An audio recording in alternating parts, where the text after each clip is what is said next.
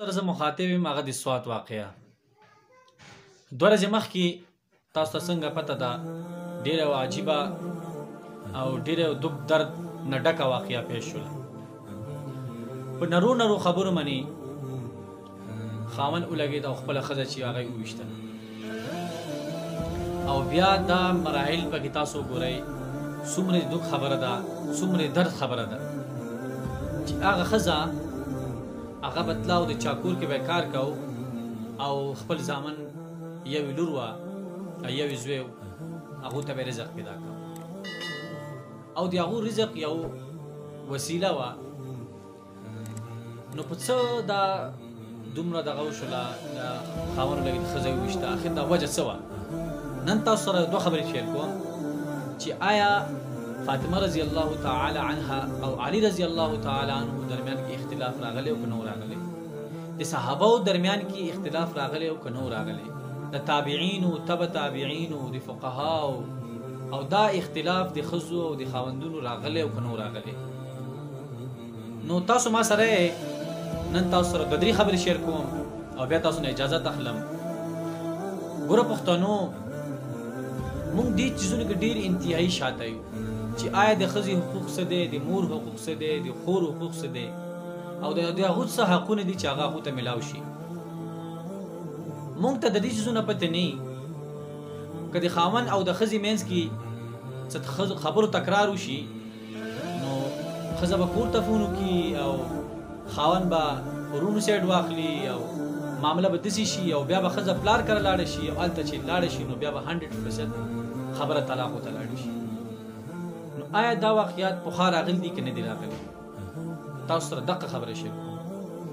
نبی کریم صلی الله علیه وسلم چې کله فاطمه رضی الله تعالی عنها کور ته راغی او فاطمه نه تپوس وکړ ای بچی علی رضی الله تعالی عنه چرته دی نو فاطمه رضی الله تعالی عنه فرمایل چې دغه ته بار ته وتل دی یعنی دغه ټیم کې لږ مخکې د دوی یو بل کې څه تکرار شي خبرو کې نبی کریم صلی الله علیه وسلم چې کور نه بار وته او بار چې وکتل نو علی رضی الله تعالی عنه جمعات سره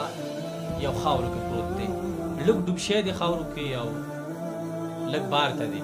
لکه لټ پت پروت دی خاورو کې ظاهر خبره ای چې د خزو او د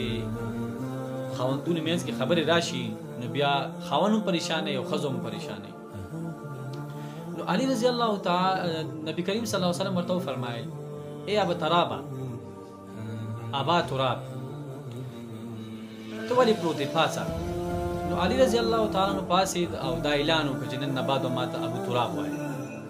اے د خاور والا اے د خاور پلارا پاسا او کور ته راویس کور ته راویس نو دا دواړه کینول نو فاطمه رضی الله تعالی عنها خبرې کوي نو نبی کریم صلی الله علیه وسلم ډایرک ورته ویل چې ای فاطمه غلی شو ته ولې خبرې کوي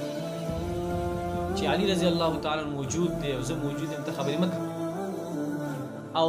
داسې ښایسته طریقې سره د هغو باهمي تعلقات خبرې مبرې یو بل کې جوړاو کړلې او بیا لاندې خپل لاس کېښو نبی کریم صلی الله علیه وسلم لاندې خپل لاس کېښو او له پاسه فاطمه رضی الله تعالی عنها لاس کېښو او هغې له پاسه علی رضی الله تعالی عنه لاس کېښو او له پاسه بیا خپل لاس کېښو یعنې یو لاس خپل لاندې کېښو یو یې بلکل له پاسه کېښو او د هغو یو بل کې صلح وکړه نو علی رضی الله تعالی عنه هغه ځای کې وفرمایل چې نن نه بعد به زه چرتې هم فاطمه رضی الله تعالی عنها سره څه خبرې کوم اختلاف ونه کوم حالانکې کور کې خبرې راځي چاته تاسو کو ولې هغه د خلکو پلرونه چې راشي روران چې راشي نو هغه ډېرې خبرې نبی کریم صلی الله علیه وسلم الټا فاطمه رضی الله تعالی عنها په وکړه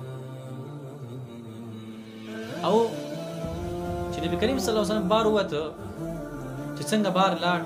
نو ډېر خوشاله چاته تاسو کړو چې یا رسول الله ولې خوشاله دومره زیات خوشاله ولې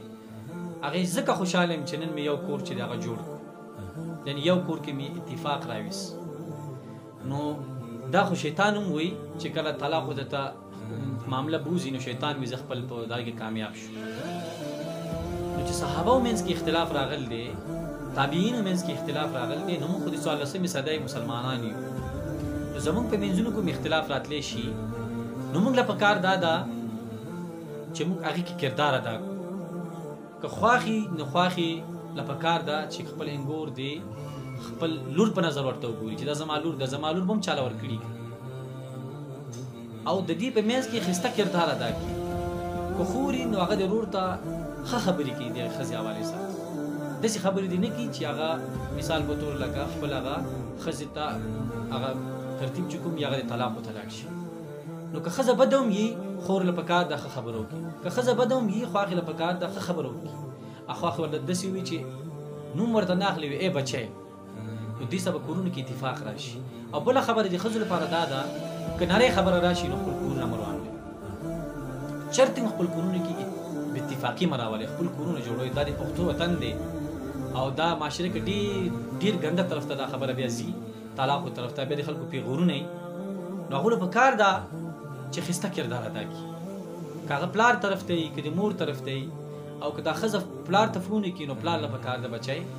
ستا کور دی ستا کور روانېږي ستا بچیان دي ته تکلیف برداشت کړه قرآن وي ان مع العسر یسرا او دې خاوند چې قتل کړ دی خپله ښځه یې ویشتل ده هغه بچی له پاسه پروت او جړلي نو څومره دُک در خبره ده قیامت پر ورځ به جواب نه درکېږي بأي ذنب قتلت او الظلم ظلمات یوم القیامه قیامت پر راځي محشر میدان